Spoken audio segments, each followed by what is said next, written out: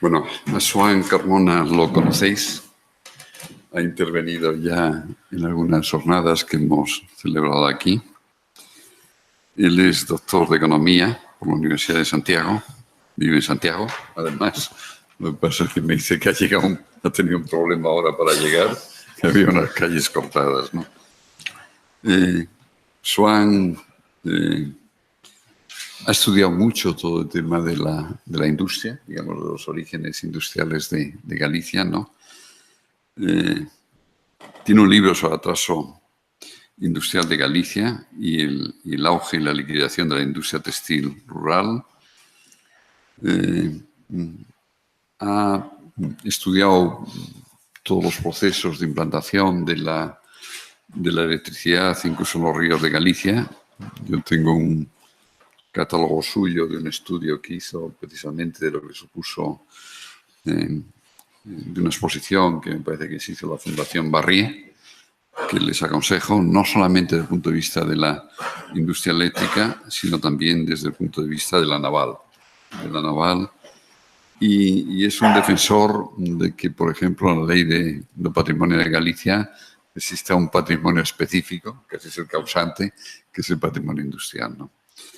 Él nos va a hablar sobre el patrimonio industrial de los ríos en Galicia y, frente a las intervenciones anteriores, en donde hemos hablado de Extremadura, hemos hablado de Newcastle, hemos hablado de Valladolid, de Segovia y algo de Salamanca, pues él nos va a centrar ya en lo que es el objeto principal, fundamentalmente, de estas jornadas, que es la problemática que está produciendo en Galicia y que mañana ampliaremos con más intervenciones en este sentido. Bueno, gracias a Carlos, bello amigo, e, bueno, máis, a parte de dinámica, máis debido precisamente a amistade que desde logo o mérito propio.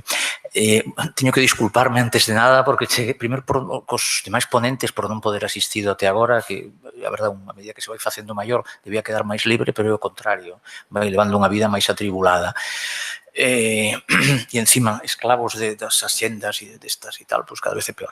E logo por riba, porque aviso tamén para os que despois vayan coller algún coche no aparcamento de Xoán 23 que está cortado o paso. Eu viña da Facultade Económica, tan feliz para chegar 5 minutiños antes ou 10, resulta que está cortado en 2 sitios distintos o paso. En un sitio porque están podando unhas árbores, en outro sitio non sei por qué. Total, que tiven que dar volta para atrás. Bueno, gracias tamén aos organizadores, gracias a Carlos, gracias ao Consello de Cultura Galega e gracias aos asistentes, non, polo elevado custo de oportunidade que representa sair de casa nun día como hoxe. Bueno, eu nin son arquitecto, nin enxeñeiro, nin cosas así, polo tanto, de cosas prácticas non sei moito. Son simplemente historiador económico, que me especialicei en temas industriais, pois, digamos, fun convertíndome, dándome conta, empecé, pois, a miña experiencia sirve de algo, empecé indo moito aos arquivos e aos libros e ler e tal e cual, entón eu me sabía moitas cousas sobre a historia industrial, pero logo me din de conta que en realidad non sabía de que estaba a falar, que levaba 20 anos e estaba falando de cosas que non sabía como eran, nin que color, nin que textura tiñan. E entonces, pois, dediqueime a andar por aí, pasei unha boa temporada, pois, me collía todos os fines de semana, iba mirando. E ese é o meu coñecemento do patrimonio industrial, non outro. Bueno, logo si xa me metín no Comité Internacional para a Preservación do Patrimonio Industrial, no TICHI e tal. Pero basicamente eso, andar por aí pateando. Bueno, e como a xente patea normalmente para ver cosas máis sensatas como paxaros ou paisaxes ou outras cousas e para ver cosas destas de ruínas, pois hai pouca xente que o faga, pois acabei aquí en este tipo de cousas. Bueno, por tanto, pero se digo que eu son sobre todo especialista en historia industrial, vou falar probablemente máis diso que propiamente de patrimonio, e bueno, e vai ser máis ben unha charla 45 minutos ou así, supoño, 40, 45. E, bueno, pois un pouco de todo en torno ao patrimonio industrial dos ríos en Galicia. Despois podemos falar de máis cousas, supoño que tamén os demais ponentes. Agora xa quedei libre, mañán vou asistir tamén, cosa que non pude facer até hoxe, até agora. Bueno, vou repetir algunhas cosas que seguro que os anteriores ponentes con máis sabiduría que a min pois xa insistiron, non? Pero, bueno, o primeiro é que os ríos son un patrimonio natural, pero tamén son un patrimonio industrial, un patrimonio cultural, non? Un patrimonio cultural no sentido máis amplo, non? E que, como tal patrimonio cultural, pois recollen normalmente máis no seu entorno, non? Que tal, pero un importante ou interesante como mínimo patrimonio industrial. Bueno, ilustrei esta primeira diapositiva con algo que non sei se lee ben, non? O que pon aí arriba, Central Eléctrica de Santiago. Isto é un caso destes en que arrapañamos con todo. Arrapañamos con todo e adiós, aquí non pasou nada, onde había non hai. Isto era a Central Eléctrica de Santiago, que estaba en San Xoán de Fecha, foi desde, creo, 1902, creo que empeza a funcionar, pois até os anos, até principios dos 90, en que tiraron con todo, pois sin ningún respeto nin cousa así, pois ali quedou a Central Eléctrica de Santiago. Non queda absolutamente nada. Unha parte da presa, do encoro, pero moi pouco. Bueno, os ríos, ademais, non só que teñan un componente importante de patrimonio cultural e, en particular, industrial, sino que, ademais, son, algúns deles, hai ríos en Galicia que, en realidad, son unha representación do que é a historia da industria, do que é a historia da innovación en Galicia. Pensemos en ríos como o río Velelle, o río que queda perto de Ferrol. No Concello, pasa sobre todo polo Concello de Neda, non? O río Velelle, é dicir, hubo momentos en que había fábricas de papel, había eléctricas, había, bueno, desde logo, muiños de fariña, un cento deles. O río era, paso a paso, un lugar inzado de instalacións ben de carácter máis etnográfico ou ben de carácter máis propiamente industrial. Por exemplo, unha das dúas, logo veremos unha foto por aí, dunha das que foron das dúas centrais eléctricas que deron lugar posteriormente á formación de Fenosa, non? A central precisamente do río Velelle. Pero, vamos, que podemos decir do río Miño, non? Que é completamente regulado, igual que o río Sil, do que logo falaremos algo máis, e que unha parte esencial da historia industrial, e non só industrial, de Galicia. Quen relaciona, por exemplo, o río Miño ca industrialización no sector da automoción en Vigo? Pois o sector da automoción en Vigo non existiría se non fora polo río Miño. É dicir, nos anos 1950, a principios, cando en toda España había apagóns por todas partes, isto era un encordio para a xente, non? Que se apagaran a luz da casa, pero, claro, para a industria era moito máis grave, e a industria non escapaba dos apagóns. Entón, claro, a industria buscaba lugares onde non houbera apagóns, onde non houbera restriccións eléctricas. E hai un momento, uns poucos anos, que o único sitio de España onde non hai restriccións eléctricas é Galicia, e especialmente a área de Vigo, porque no ano 1949 abriuse o encoro das Conchas no río Limia, que abriu unha casi recén fundada Fenosa, e un pouco máis tarde os Peares, non? Entón, estes dous encoros garantizan que na área de Vigo non vai haber cortes de luz.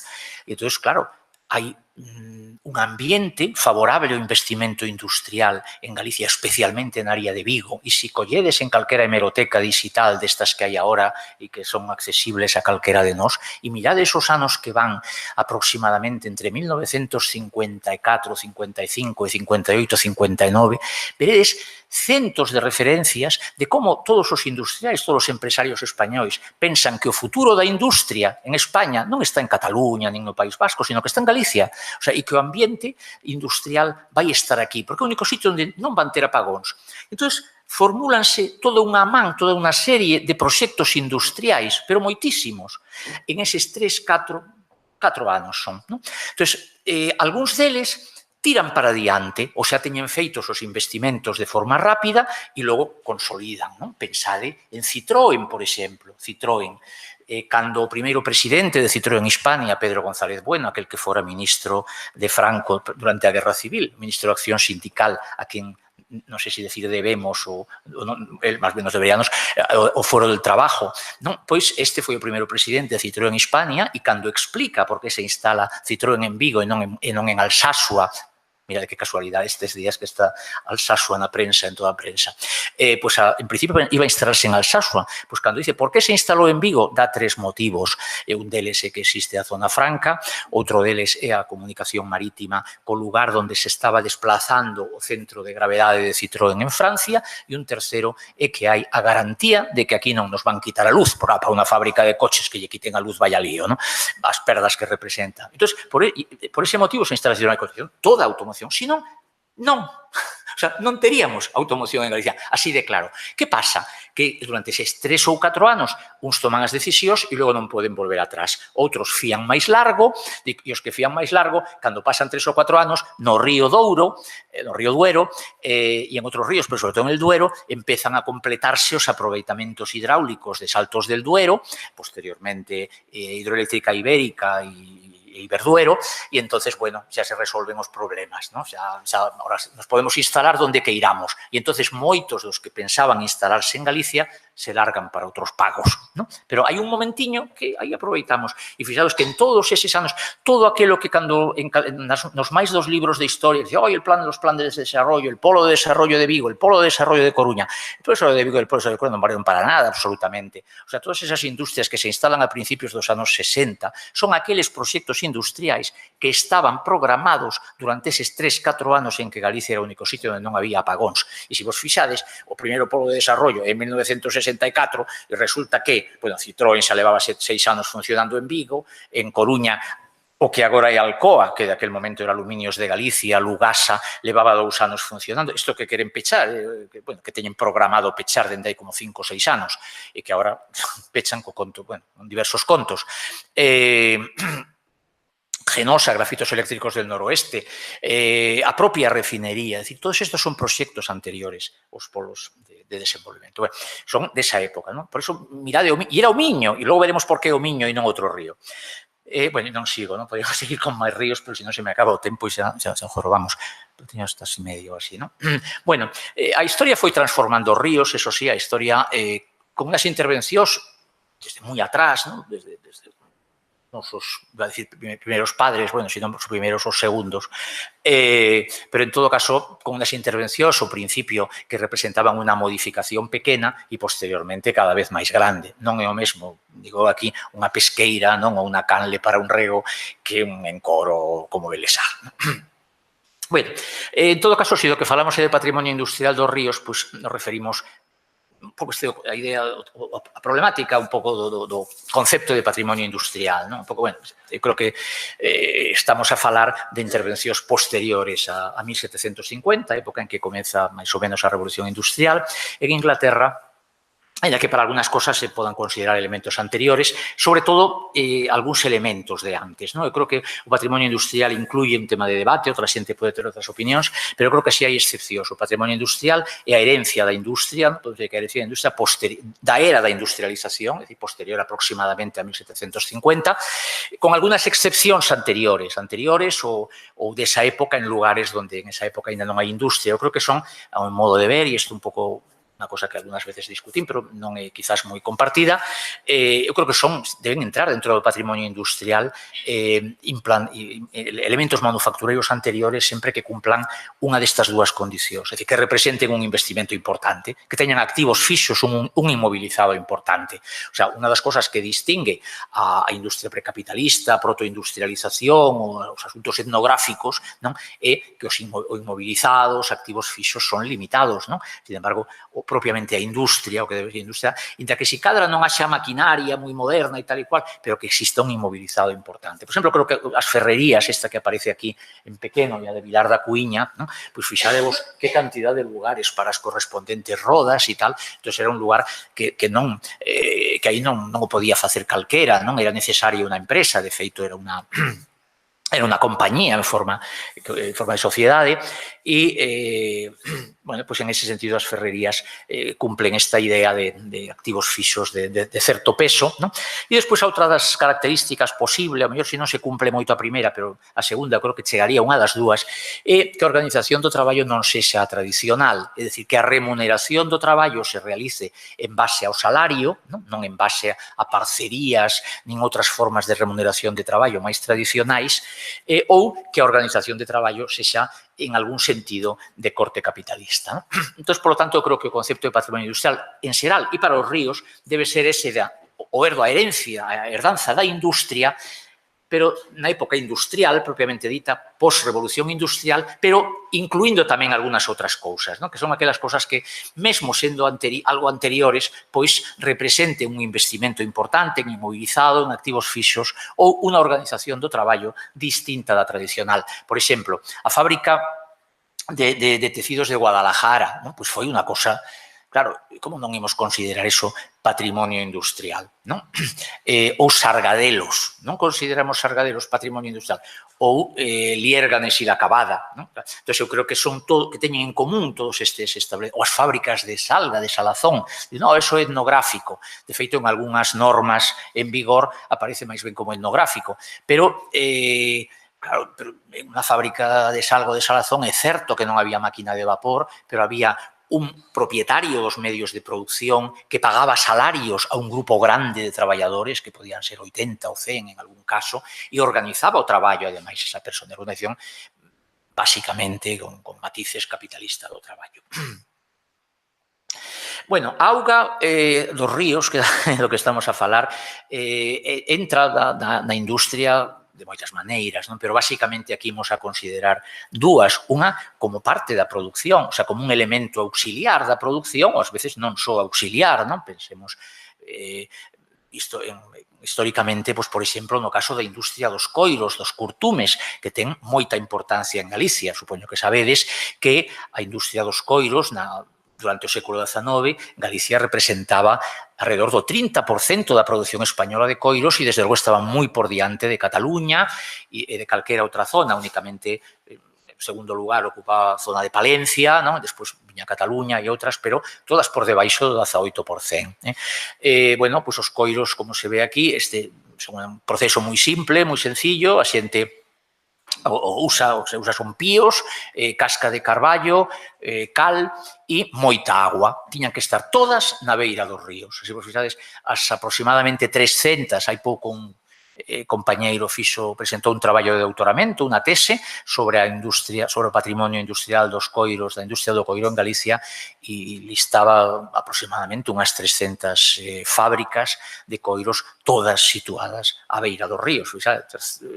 Non nos ríos grandes, sino máis ben en ríos pequenos, pero era unha densidade pois moi importante. Pensar en un sitio como Allariz ou un sitio como Noia, non? Pois como, decir, a paisaxe do río estaba completamente transformada pola industria do coiro. Ou, por exemplo, o textil. Bueno, esta foto é moi coñecida sobre os coros, a segunda está na portada dun libro meu, é dunha fábrica textil, a fábrica do Roxal, que aproveitaba a auga do río Velelle, e estes son os lugares onde engarzaba a gran roda hidráulica que movía os teares. Logo teremos máis adiante unha foto exterior desta mesma fábrica. Esta de aquí arriba é o que actualmente se coñece como Pazo de Isabel II, dende hai moitos anos coñécese así, con ese nome, pero que queda a beira do río, o río queda por detrás. E tamén tiña unhas gigantescas rodas, esas gigantescas rodas hidráulicas das que falaba, que movían toda a maquinaria. Unha fábrica que funciona entre os anos 1840 e aproximadamente 1870, traballa tecidos de liño, basicamente, e en aquel momento chega a ser, en un momento dado, a principal fábrica de tecidos de liño de España. Era unha fábrica hidráulica, utilizaba a auga do río Velelle como forza. Ou outra fábrica textil que tamén utilizaba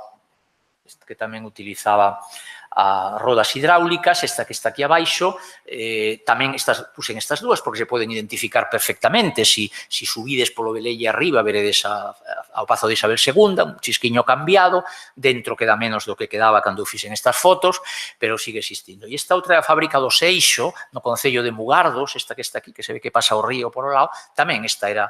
Se a outra tiña como 100, 120 traballadores, esta pois nunca pasou dos 70 ou así 80, non? Pero tamén era unha fábrica textil. Fixados que están as dúas perto de Ferrol, aí está a Armada, que se lle venden xarcias, aparellos e toda unha serie de cousas tal.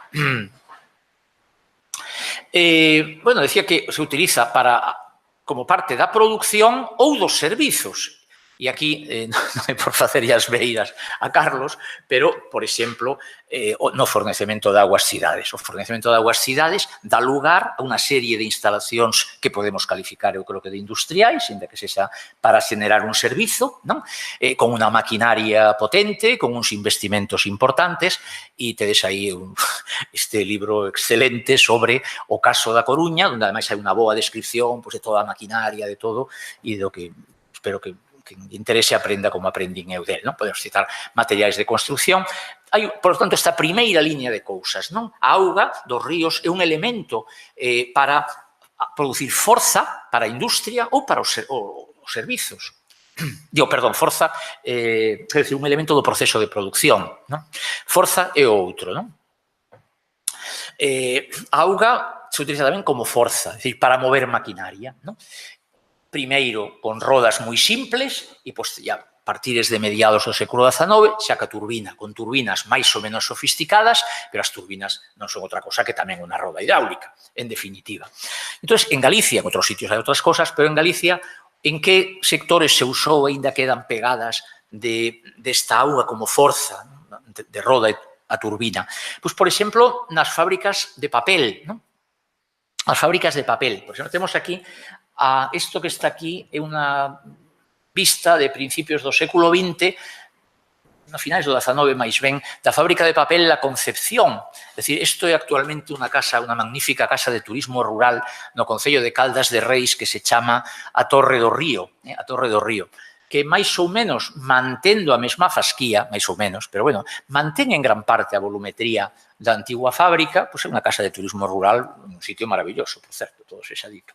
Esta de abaixo é o mesmo antes de que iniciaran a restauración para facer a casa de turismo rural.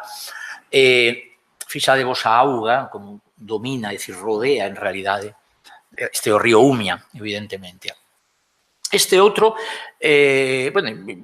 bastante conservado. A parte de abaixo non queda maquinaria, pero, as estructuras sí. Isto, por exemplo, é La Cristina, un lugar en unha cidade como Vigo, onde todo se vai nos coches e nas conservas, pois hai lugares, recunchos da cidade onde de repente hai outras pegadas industriais importantes. Por exemplo, onde antes se ubicaba o cuartel de Barreiro, en Cabral, pois hai un sitio que se chamaba La Cristina. Actualmente está, ademais, casi todo con, non a maquinaria, pero sí os edificios conservados, pero queda ali un sitio tan recóndito que ninguén se acorda do que foi aquelo. E aquelo foi unha das primeiras fábricas de papel continuo da historia de España, foi unha desestañadora xa a principios do século XX, é dicir, foi moitísimas cousas, non? E agora é un secadoiro de bacallau a ratos libres. Pero, tamén... Por lo tanto, o primeiro que quería indicar como forza son fábricas de papel. As fábricas de papel tiveron unha relativa importancia en ríos como Umia, pero tamén na zona de Lousame, en varios dos ríos que pasan pola zona de Noia, Lousame, hubo unha importante ubicación de fábricas de papel. Por lo tanto, fábricas de papel. Noia era un gran exportador de papel a mediados do século XIX. E todo era con forza hidráulica. Ninguna tiña máquina de vapor, ni menos electricidade, que non se utilizaba aínda. Un segundo elemento moi común nos ríos galegos son os aserradeiros hidráulicos. Hoxe temos todos a imaxen de que os aserradeiros eran a vapor, porque era moi fácil colocar unha pequena máquina de vapor no medio do monte e tal. Se non querías consumir carbón, pois consumías mesmo as telas, os refugallos da madeira, pero ao principio as primeiras serras mecánicas que hai en Galicia son casi todas hidráulicas, sobre todo no Baixo Miño, xa na altura de 1840, digamos, nos anos 1840-50, é cando empezan as primeiras serras mecánicas en Galicia, son prácticamente todas hidráulicas, como esta, por exemplo, a foto de Pacheco, bastante antigua, no río Miño, e esta é unha máis recente dos restos de unha no concello de Cotobade. Esta é recente, por dentro, a roda, que se ven.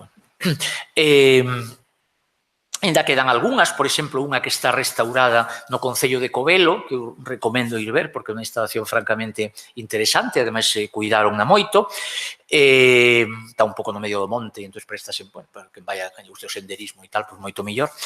Os digo que primeiro foron hai toda unha etapa, casi 50 anos, en que os aserradeiros son hidráulicos. A partir dos anos 1890, os aserradeiros mantense algúns dos hidráulicos, pero van pechando, e é a época xa do vapor, cando empezan os aserradeiros a vapor para enviar tablilla, para envasar as laranxas, nas caixas de madeira das laranxas, das uvas pasas de Málaga, ou, mesmo tamén en Galicia, as caixas de tabliña donde se colocaban as latas de conservas, 50, 100, según o tamaño da lata. Entón, estes eran os usos que fan dos aserradeiros moi importantes nesa época. As textiles, a auga non entra só como un elemento do proceso de produción, sino tamén para mover cousas. Entón, volvemos a un chisquiño distinta de antes do Roxal, no río Velelle, e esta outra resulta difícil de recoñecer, pero esta está en Santiago, actualmente un spa que se chama Quinta da Auga. Bueno, íbanse facer unhas cousas que non se fixeron. Ou na metalurxia. Na metalurxia quere decir ferro, quere decir cobre, quere decir moitas etapas da historia da metalurxia na que as instalacións industriais se ubicaban nos ríos, máis unha vez. As máis antiguas son as ferrerías. As ferrerías, por exemplo, esta é a de Xoane do Caurel, onde a auga cae por un banzado que move unha roda hidráulica. Non sei se se ve ben, esta é a roda hidráulica e tal. O banzado é isto, esta é unha ferrería moi grande, esta é a de Xoane do Caurel, que está arranxada, iba a decir restaurada, está arranxada bastante malamente, porque resulta que non se... hai que documentarse, claro, antes de arreglar nada, e estudiar un pouco as cousas. E resulta que, sabedes que as ferrerías teñen dous sistemas básicos de funcionamento, por tromba de auga e por foles, para manter vivas as lapas, e as máis en Galicia son por foles, pero había dúas excepcións, e unha era esta, que mala sorte. E entón reconstruíron unha cousa que non era o que era, é dicir, máis ben reinventaron. O que pasa é que de 3 exemplos de arreglo, de rehabilitación, 2 eran precisamente as excepcións, e, por lo tanto, reinventaron, non rehabilitaron. Bueno, isto foi a Diputación de Lugo na época dun coñecido timonel, xa hai algúns anos, o máis famoso de todos os que hubo en Lugo. Isto volve a ser Xoane do Caurel antes da última restauración. Xusto, todas están á beira do río. Bueno, pero a evolución seguinte das ferrerías é o alto forno. O alto forno, que actualmente estamos afeitos a ver como unha cosa distinta, con outros eléctrico e tal, pero os primeiros altos fornos eran todos hidráulicos e todos eran este tipo de estructura. É dicir, Sargadelos, por exemplo, era unha cosa como esta en realidad é escocés, pero é a roda hidráulica, move os fols dentro, os foles e tal. Este é un esquema esta é unha foto de unha que está restaurada en Escocia e esta é dunha sueca, pero veñen sendo o mesmo. Sargadelos era exactamente igual. Estes son os planos que nun libro de Primitivo Hernández Sampelayo que se chama Hierros de Galicia, pois aparecen os planos, exactamente igual que a sueca, que a escocesa ou que as rusas dos Urales. Ferro ou cobre, por exemplo, un dos casos máis relevantes de río, tamén fortemente transformado, xa antes do ano 1800, é o Xuvia, en Xuvia. Isto era a fábrica de cobrería, donde se establece unha grandísima fábrica para facer forros de cobre para os barcos. Despois xa será con monedas e cosas destas, pero inicialmente do que se trata é de forrar os barcos de madeira. Se van forrados de cobre, resisten millor os zambombazos do enemigo. Entón, como en Ferrol, xusto ao lado, estaba o arsenal, a instalación da cobrería de Xuvia é complementaria ao arsenal de Ferrol. A cobrería de Xuvia conserva a presa, de onde se derivaba a auga para a maquinaria da cobrería, magnífica, estupendamente conservada, que é a que se chama a Presa del Rei, a Presa del Rei, que sería esta de aí, e nada, eso sí, e despois conserva algúns edificios e algunhas cousas, pena que non conserve máis. Ademais, ten a gracia de que o seu carón está en esta parte de, bueno, que non sei, esta parte máis ou menos, a Galicia industrial, a única realmente productora textil de tecidos, non de confección, de tecidos que queda en Galicia. Canto me queda? 20 minutos ou así, ou 15? Va, ben. Bueno, polo tanto, muiños papeleiros, instalacións metalúrxicas, tamén grandes instalacións fariñeiras, non o muiño normal, que eso sí que creo que é etnografía, bueno, e outras que levamos dito, e se entramos xa no século XX e o que ten máis efecto transformador sobre os ríos, evidentemente, son os aproveitamentos hidroeléctricos. Entón, nos aproveitamentos hidroeléctricos, creo que me comín aquí unha cosa que iba a poñer e non sei onde a metín.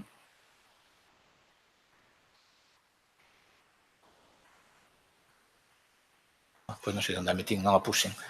Me colou. Bueno, os aproveitamentos hidroeléctricos, basicamente hai dúas etapas, que me corrixan os que saben máis desto, pero, bueno, unha etapa é cando as centrais son de agua fluinte, non?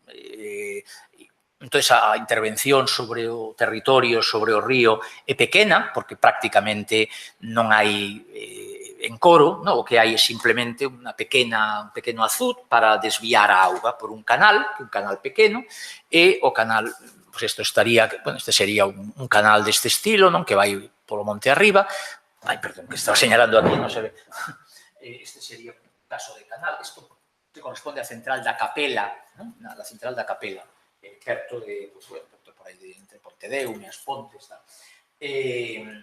bueno, a auga desvíase por aí, e cando chega a un determinado sitio, hai unha pequena baixante, o grande neste caso, baixa auga, entra na turbina, a turbina move a dinamo, o alternador, o que sea, alternador normalmente, e xa está, aí se genera electricidade. O sea, a intervención, polo tanto, é bastante simple. Aquí ainda se ve isto, pero outras veces non se ve a tubería de carga. Esta, por certo, esta central, está como estaba cando se empeza a funcionar no ano 1903, é unha central moi... e merece eu creo que merece algún tipo de, desde logo, de actitude preservadora, porque ademais é unha central que especialmente para a zona de Coruña, Ferrol, foi moi relevante, e en conxunto, se alguén lle interesa, despois falamos un pouco da historia desta central, ahora non me podo liar moito, porque senón, pero, bueno, mesmo desde ese punto de vista patrimonial, eu creo que é moi interesante. As centrais de agua fluinte deste estilo son moi numerosas ao largo dos ríos de Galicia, como en casi todas as zonas húmedas, e resultan dominantes na produción de enerxía até un chisquiño antes de 1960, o sea, os primeiros encoros xa de regulación anual dos que falaremos agora empezan xa a partir de finais dos anos 40, pero, bueno, dominantes como tal, claro, era costoso facelos e tal, e en realidade, pois é a partir dos 60 cando se fai, a partir dos 60 xa se deixan a facer cousas destas.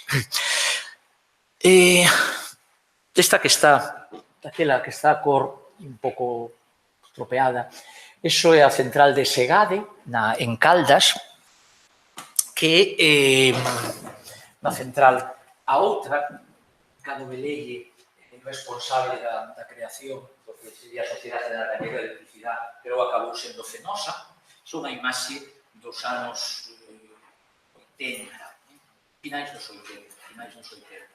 E xusto despois, esa foto fixen eu, porque en un momento de excitación, porque había algúns directivos dunha empresa eléctrica que correspondía a todas estas centrais que collían unha grúa, quitaban as cubertas de todas as centrais e as almacenaban nun almacén da súa zona e competían entre eles a ver quen tiña máis maquinaria.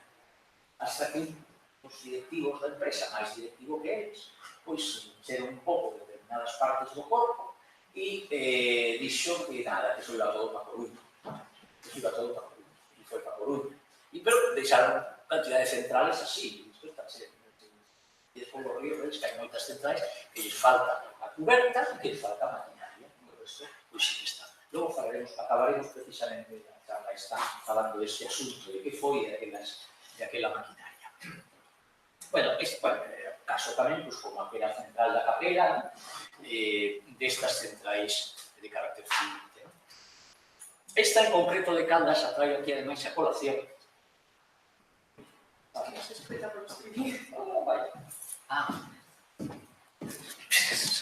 Os desastres da modernez. Gracias, Rosa, de todas formas, polo aviso. Bueno, isto en este momento está é obxecto dunha restauración ou rehabilitación ou algo parecido en curso. Precisamente desde o ano pasado hai un proxecto por parte do Concello de Caldas e a Deputación de Pontevedra moi interesante de que esperemos que poda acabar mesmo co regreso da maquinaria ao seu lugar de orixen e dentro dun proxecto que ten un contido, por unha parte, paisaxístico, porque é unha zona moi interesante, moi bonita, ademais moi ben situada, porque Caldas, isto está como a 4 kilómetros, 3-4 kilómetros de Caldas de Reis, e con isto de que Camiño de Santiago e estas cousas, e hai moito asuntos termais, pois hai por unha parte unha intervención paisaxística e vai empezar agora tamén unha intervención de carácter en fin, industrial, podríamos. Non está claro ainda que vai ocurrir aí, pero bueno, esperemos que a cousa vaya ben. Polo menos, isto está, en este momento, é patrimonio municipal.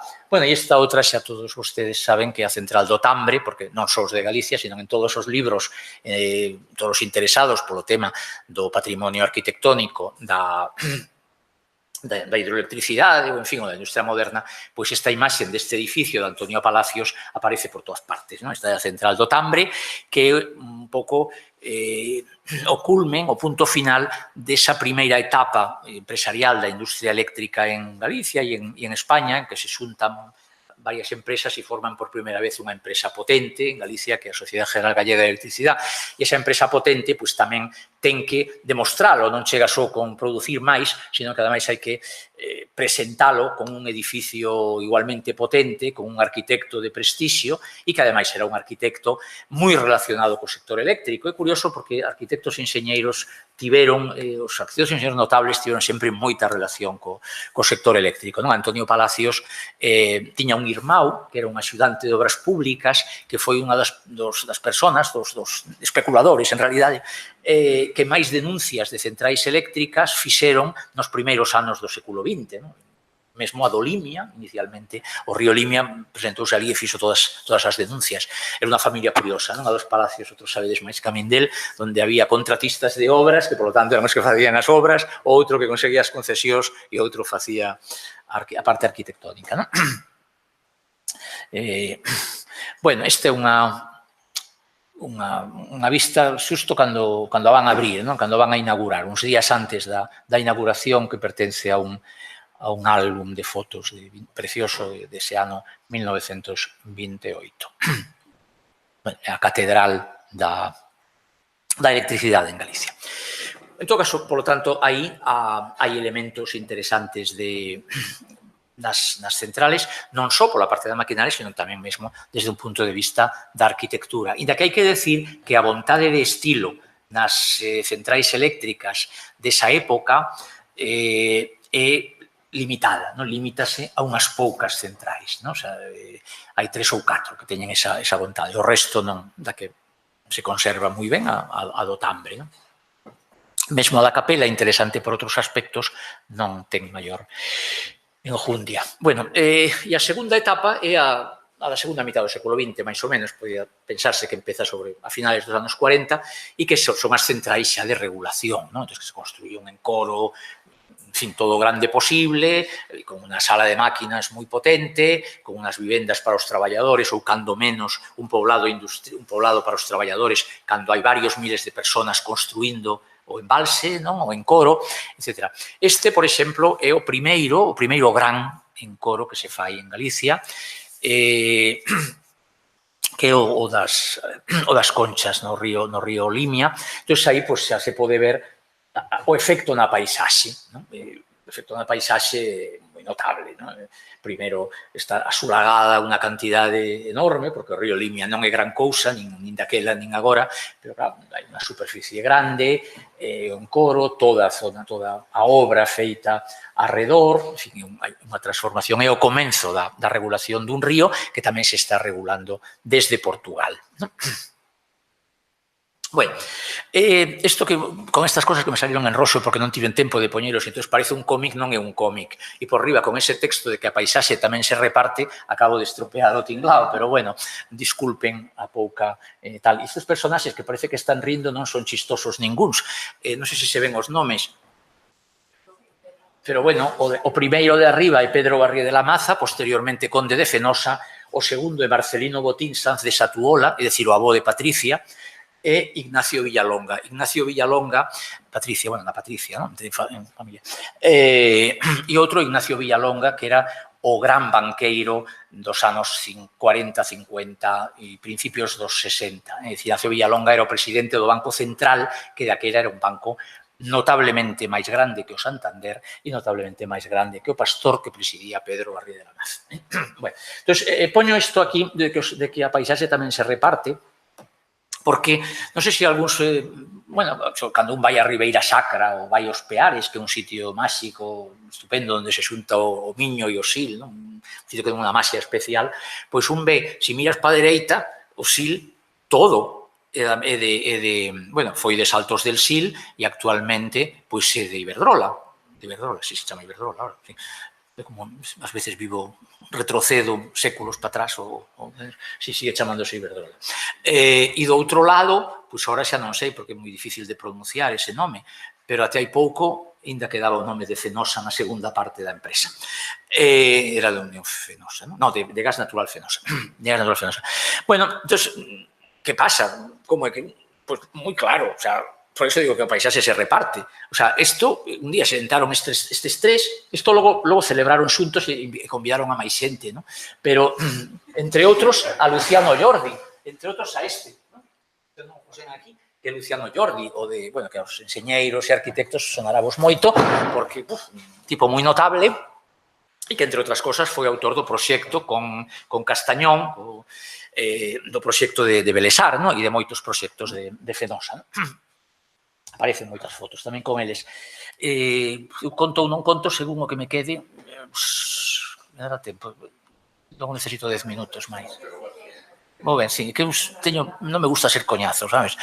A min, como me aburro moitas veces nas conferencias, non quero que se aburren comigo. Bueno, esta foto é o ano 46 e é cando unha vez que repartiron e tal, pois se foron de paseo a celebralo e tal.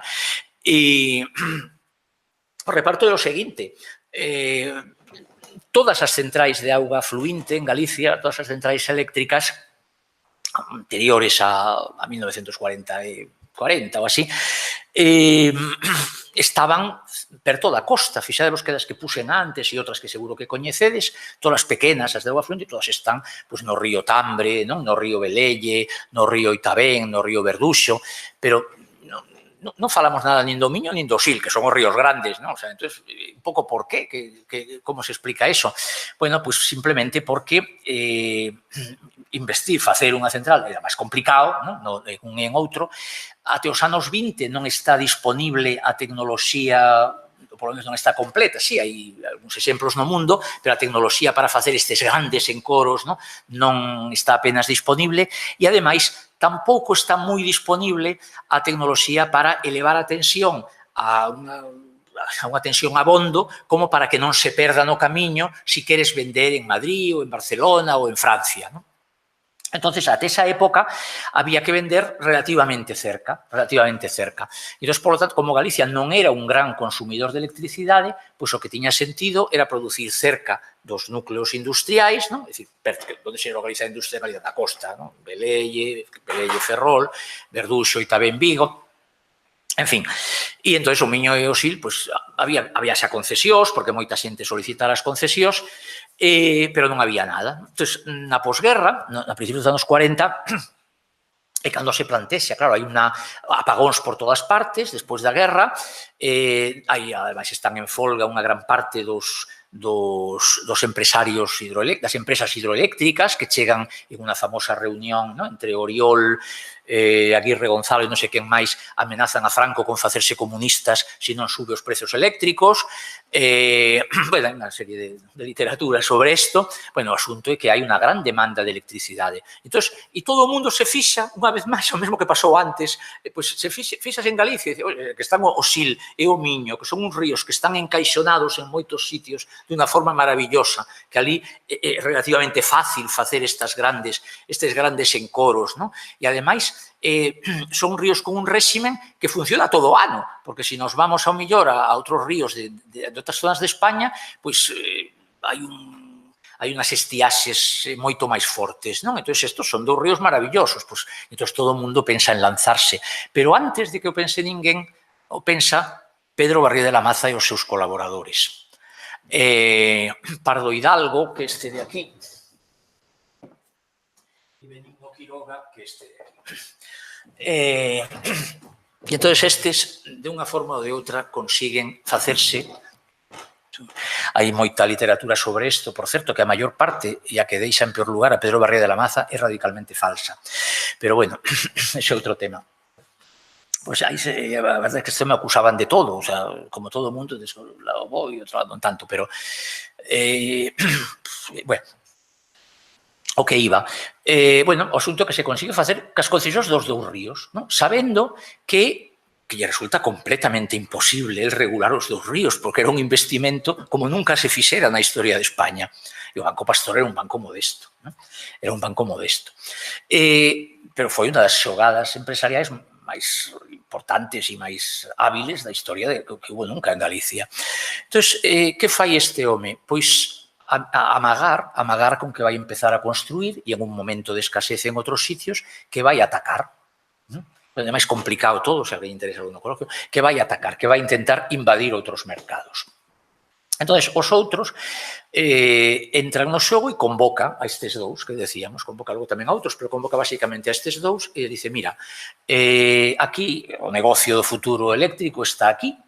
Entón, e eu son unha persoa, bueno, ele era amigo sobre todo de Botín, por iso un pouco a paradoxa do Pastor, non? Esa paradoxa de como Marcelino Botín intenta durante 20 anos facerse co Pastor e Barrié non, e resulta que a súa neta leva o Pastor gratis, non? Metido, empaquetado no Popular. Pero, bueno, este vai, como eran amigos e tal, se pon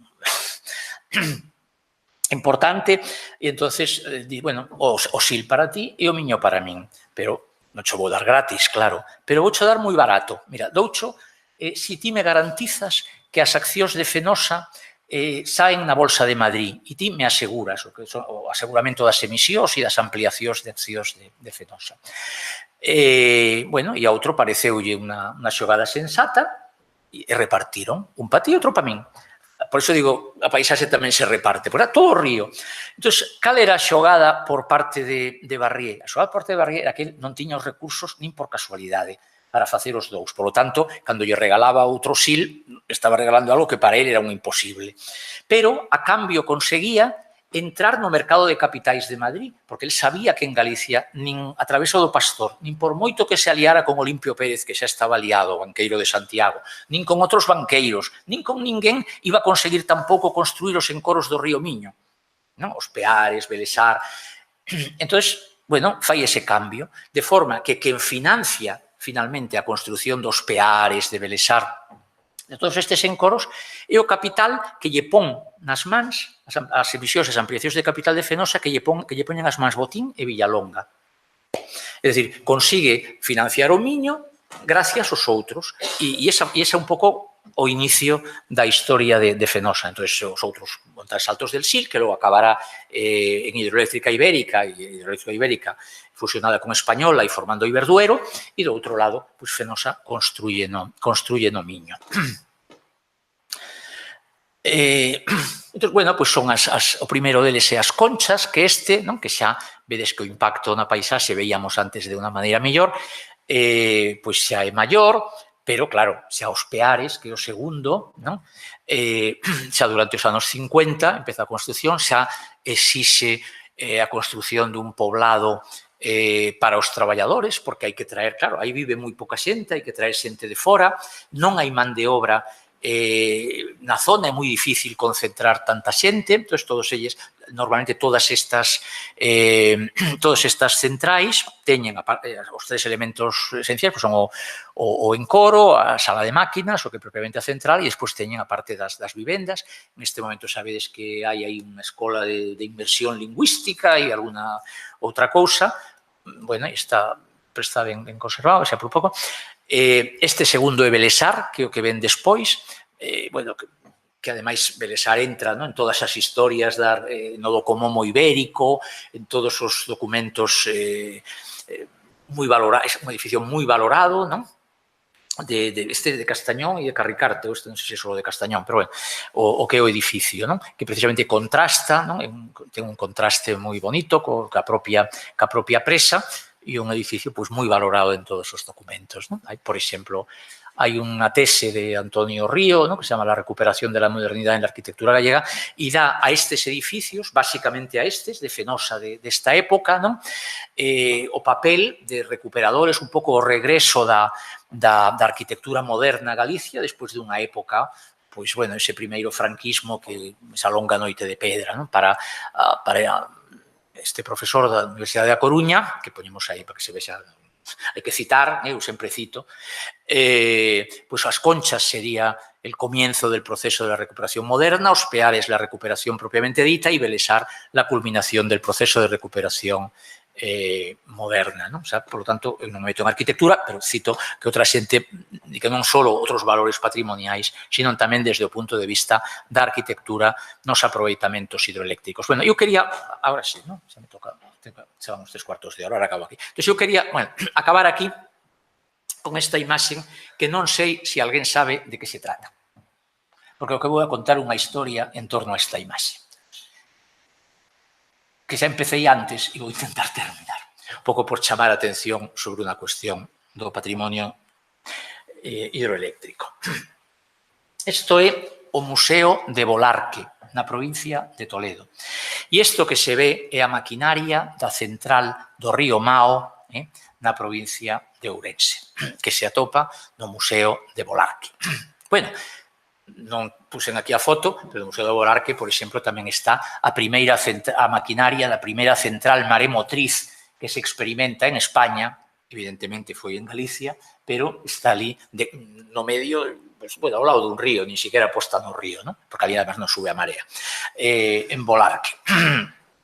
E algunhas cousas tamén existen ali. Bueno, antes comentaba que nos anos 80, finais dos 80, principios dos 90, en moitos lugares de Galicia, os responsables locais de Fenosa decidiron seguir esa política de foras cubertas, fora maquinaria, almacén e museo local ou comarcal. Como despois, un responsable superior dixo, non, todo xunto na Coruña e vamos facer un gran museo eléctrico. Ese gran museo eléctrico estivo aberto unha breve temporada.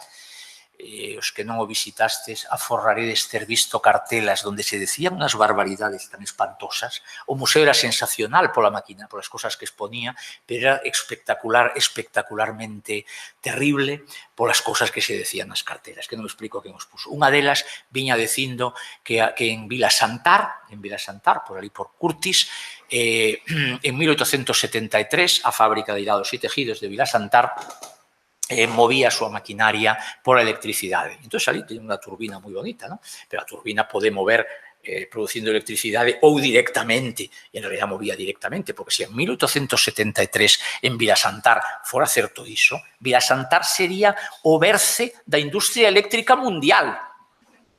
Bueno, pois esos nenos dos colexios que os levaban ali todos aprendían que Vilasantar era o berce da industria hidroeléctrica mundial. Bueno, pero en todo caso, ven que estivera ali, ainda que dicindo algunhas barbaridades, aquel museo, porque os poucos durou, non sei, un ano, 2 anos, unha cousa así. Entón, despois xa lle colocaron encima o Macuf, e xa lle quitaron un cacho. Despois decidiron que aquelo pasaba a ser Macuf e que aquelo, unha parte o metían en caixas de madeira e o metían no sótano. E despois xa era un pouco unha cosa mixta, moi híbrida, e mellor todo para o sótano, non? E outra parte levaronna aquí, a Volarque, non? A Volarque. Entón, ten en conta que a inmensa maior parte da maquinaria do patrimonio hidroeléctrico de Galicia, que estaba ali. Bueno, pues unha parte foi a Volarque. Despois, hubo unha época, nos anos entre o 5 e o 10 aproximadamente, que Gas Natural Fenosa, na fundación, fixo un gran museo en Sabadell, que era en principio un museo do gas, pero que despois pensaron en estendelo ao museo da electricidade, xusto no momento en que absorberon a antigua Unión Eléctrica Fenosa. Daquela, fixeron o proxecto de levar todo que estaba na Coruña, todo para Sabadell. O que pasa é que e levaron alguna cousa, pero moi mínima, non? Levaron moi pouco. E entón, o resto seguiu ali no sótano do Macuf. Pero en isto hubo cambios na Fundación Gas Natural Fenosa, isto foi no ano 2015, 16, a finais do 20 entre principios do 16, e entón decidiron que o que molaba era a responsabilidade social corporativa e a sostenibilidade, non sei que, son palabras destas vacuas, ¿no? Como que me fala de música celestial. Y nada, entonces pues eso, nada, viva a responsabilidade social corporativa e que, como sabedes, pues eso, que as empresas, cando non queren dar datos de verdad, enchen as memorias de cosas de responsabilidade social corporativa, ¿no? E empezan a decir, fixemos moitas escolas en Bangladesh, temos unha fundación en Indonesia, temos noutro, e non dan os datos relevantes, pero consiguen encher 100 páxinas, ¿no? Que a responsabilidade social corporativa. Bueno, entón empezaron a dedicar a eso e aquilo quedou no sótano. E no sótano aí sigue, que eu saiba. E agora resulta que cerra o museo. Bueno, pois se alguén ten algún tipo de influencia ou responsabilidade ou quere, non sei, parece un pouco que vai ser con iso, pero está aí, é unha colección sensacional. Están, por exemplo, está o de Segade, está o de Adobe Lelle, están a maior parte das de Ourense, é unha cosa grandísima, está ali. Bueno, isto un pouco para terminar dicindo que até agora feito, digamos, hai algúns proxectos, hai algunhas cosas interesantes feitas no ámbito do patrimonio, no ámbito dos coiros, por exemplo, que é unha cousa pequena, pero hai moitos restaurantes, sí, hai restaurantes. A hostelería hai polo menos 8 ou 10 restaurantes que son antiguas fábricas de coiros, beira dos ríos, sitios bonitos, ¿no? Tal. Hai este proxecto de Caldas, da central hidroeléctrica de Segade, hai un en Mondoñedo, da de Viloalle, que é a máis antigua de todas, que o edificio non ten ningún interés, está a maquinaria original, quedaba un pouco ali tan recóndito que non se lle ocorreu a ningún xefe local a rapañar con aquelo, e ali sigue a maquinaria Boiz do ano 1893.